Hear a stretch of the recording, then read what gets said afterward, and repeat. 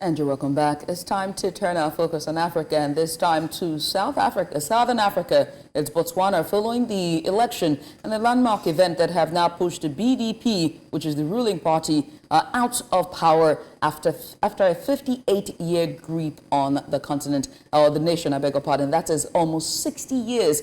I mean, joining us now is Bongani Sisiba, who's going to join us to give us more update as to what exactly are the main factors that contributed to Botswana's Democratic Party, BDP's loss after nearly 6 decades in power. Bongani, many thanks again for joining us. A very landmark event. But again, just to start off, the main factors that brought about this loss.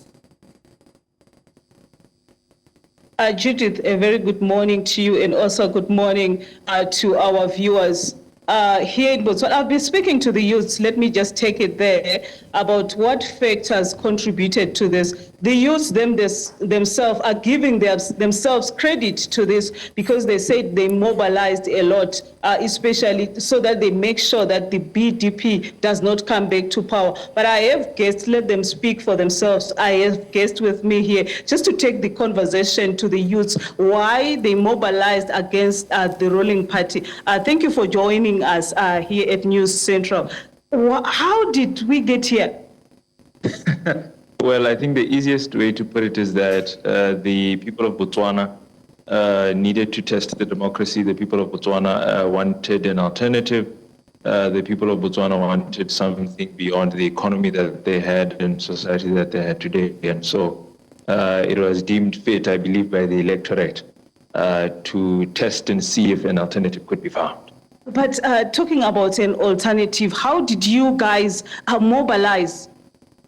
Well, I believe it is multifaceted. I believe that the UDC was able to maintain a social media presence, which of course a lot of young people would interact with, but also I would like to believe that they maintained a ground presence.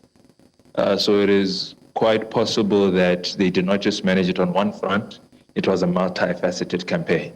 Also, let me move to my right. Let's talk about the voters turnout. We saw rather a lot of youths in the queue. Why do you think the youths were voted this time around?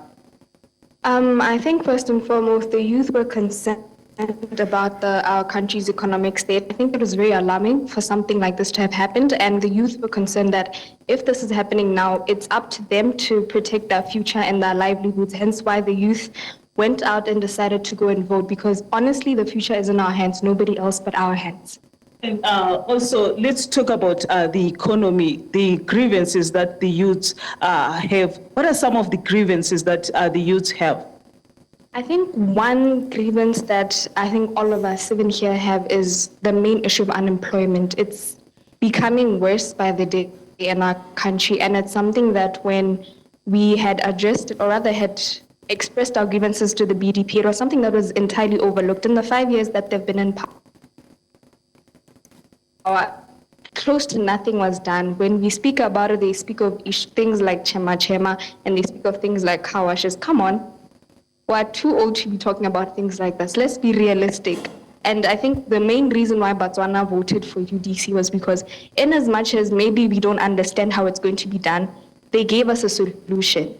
We're yet to see how it's going to pan out, but the UDC gave us a solution that the BDP has for 58 years failed to give us. And I must say Botswana is the most secretive country, because we didn't see you guys on social media mobilizing. We didn't see any rallies. When I came in here, I didn't see any rallies. I didn't see anyone wearing any regalia, but you managed to pull this through. How did you guys do it? I don't think it's really that we didn't have presence on social media. It's only just that, Botswana has a very small number of population, right? So sometimes you can't really see what they are doing, even though it's there. In here in Botswana, we can see it. But then again, I think it's a case of the BDP just decampaigning itself, because they have been terrible. They've been in power for 58 years, and the economy keeps going down by the minute. Like she said, unemployment keeps rising. There's bad health care in Botswana. The education is declining. A lot of things are going down. So that contributed to the BDP losing power. Even though, yes, the people voted it out, but at the end of the day, the BDP played a role in this. And now, obviously, we have a new sheriff in town. And as youths, you have your expectations. What are some of the expectations 100 days into power? What are you expecting the current government to do for you? I think firstly, we need to admit that the new government needs to deal with what has been before they can deal with their own manifesto. But I believe that at least if the government within the first 100 days can bring direction in with the economy to tell us directly what they'll be dealing with or what they are dealing with. I am hoping for an audit of government to see how organizationally and functionally they can optimize government, because one thing we do have is a bloated cabinet. So to slim down on that and to optimize the functioning of government. But also, we also need direction in terms of health. So we hope to see fundamentally how the citizen can help government. And also there was an outcry of the IEC. Do you think the IEC did well this time around? Okay, I'm going to say yes and no. Yes, because I think the IEC managed to listen to the cries that Botswana had, because there were elections, I think, on the 18th, those 19th. And I think on those ones particularly, it was mentioned that, ballot papers were few. Some people didn't manage to vote because there was a shortage of ballot papers. And the IEC hit to Botswana's cry. So I think, yes, because they managed to provide enough for everybody to be able to vote. No, because there were issues of, starting late, or issues of when you get there and maybe, when they look for your name on the voters roll, it was a bit slow and, things like that. And some little issues here and there, but all in all, they did overall, they did well. There is a burning issue that I cannot go without talking about. Let's talk about the former president. Do you think he had an effect in these elections? I'm talking about the former president, Ian Khama. He was in South Africa in exile for 3 years. Then he came back, he started campaigning for decampaigning his own party. Did it have an effect? Oh, yes, he had an effect.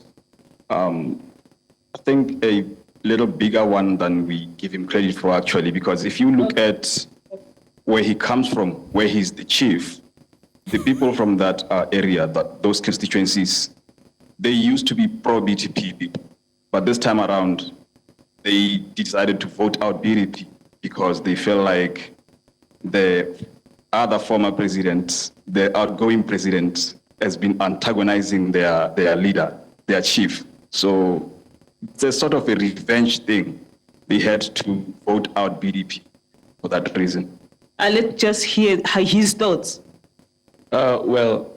We cannot ignore his presence.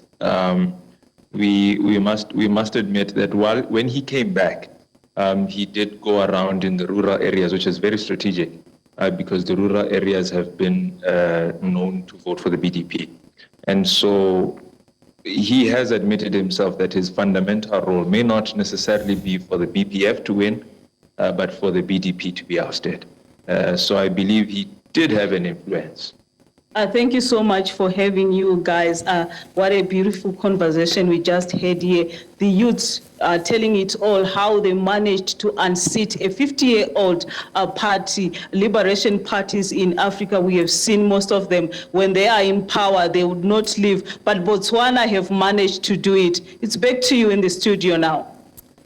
Bongani, many thanks for that one. We appreciate you. And also just speaking to your guests there, it's very clear that the next generation is literally, without a question of a doubt, the future. And as I'm talking about the Gen Z, they might just be the change or the catalyst for change that we need for the continent, and that's Africa, of course.